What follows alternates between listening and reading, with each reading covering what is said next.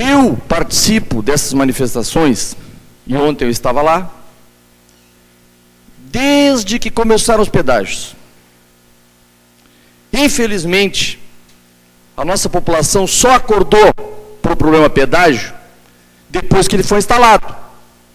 Todo mundo não, uma grande parte achou lindo.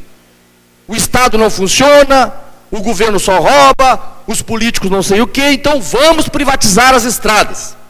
Governo Fernando Henrique,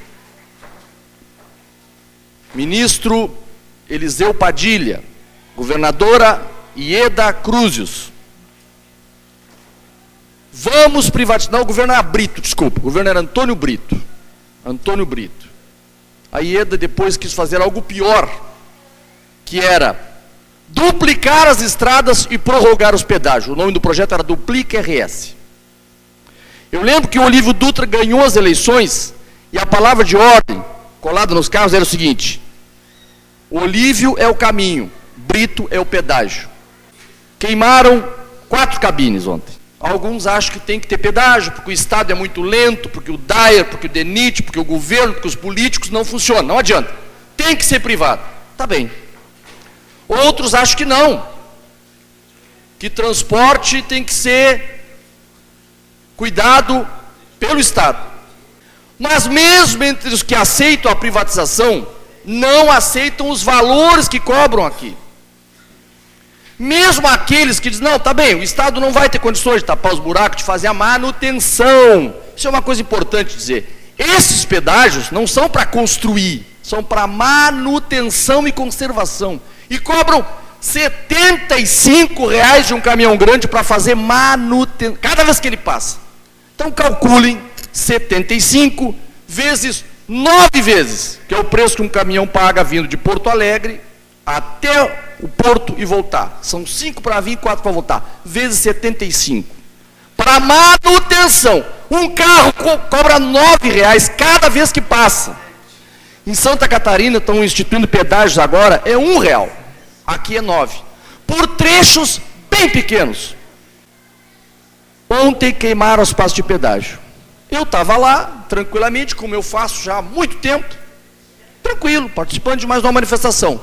Daqui a pouco surge um grupo pequeno de pessoas com o rosto tapado, quebraram as cabines e saiu todo mundo, porque faz um barulho quando quebra, né? Saiu todo mundo correndo, Quantas pessoas eram?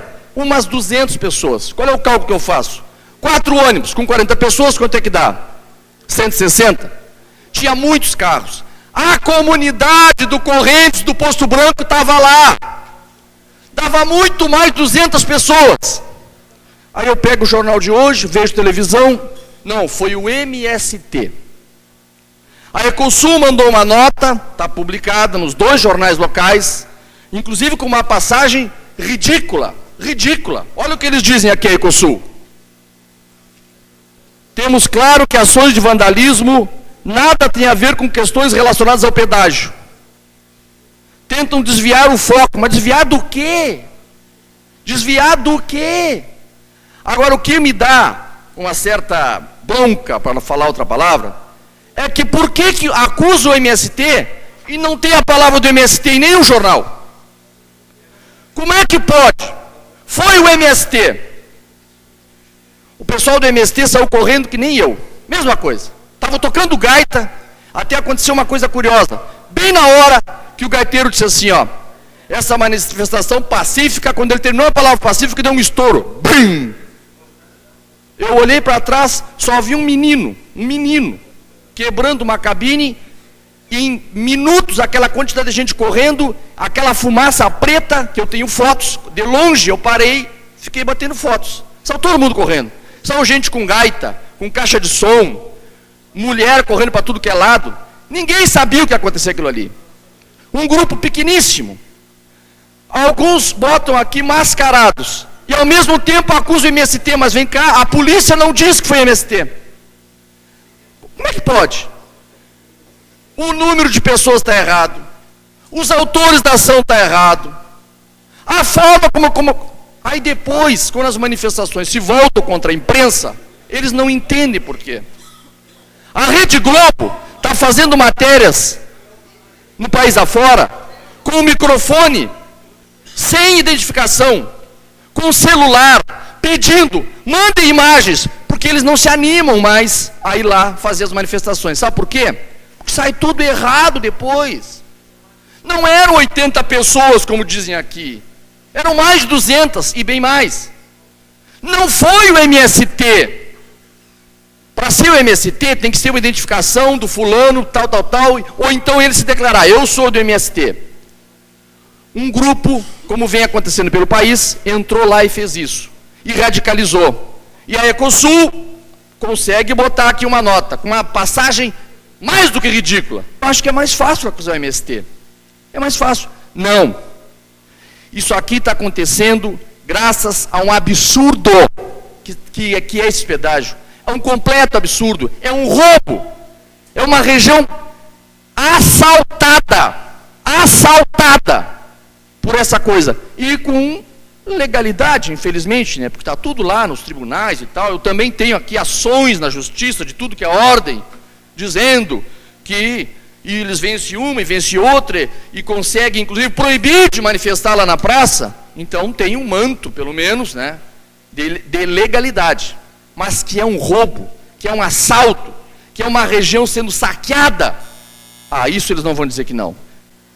O MST participou da manifestação? Participou, tinha bonés e bandeiras. O vereador Ivan participou? Participou. A população do Correntes, ali do Posto Branco participou? Participou também. Estudantes participaram? Eu vi vários lá. Sindicatos da cidade participaram? Vários. Pessoas não ligadas a nada participaram? Várias. Donas de casa.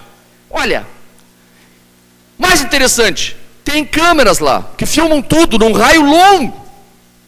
E ao dizer MST, se diz o seguinte, a cidade está se lixando para isso. As pessoas que usam carro estão se lixando. Isso é um problema do MST. Essa é a tentativa. Esse é o grande crime que se comete quando se acusa um grupo assim, ó. Que o grupo estava lá? Claro que estava. Assim como eu. Eles localizam a culpa para dizer que ninguém está incomodado com isso. É o MST. Aí fica fácil. Então, ontem não foi bem o que os jornais disseram. Tem mais coisa, tem análises para ser feitas. E não é o MST. É a população que tem coragem de fazer isso.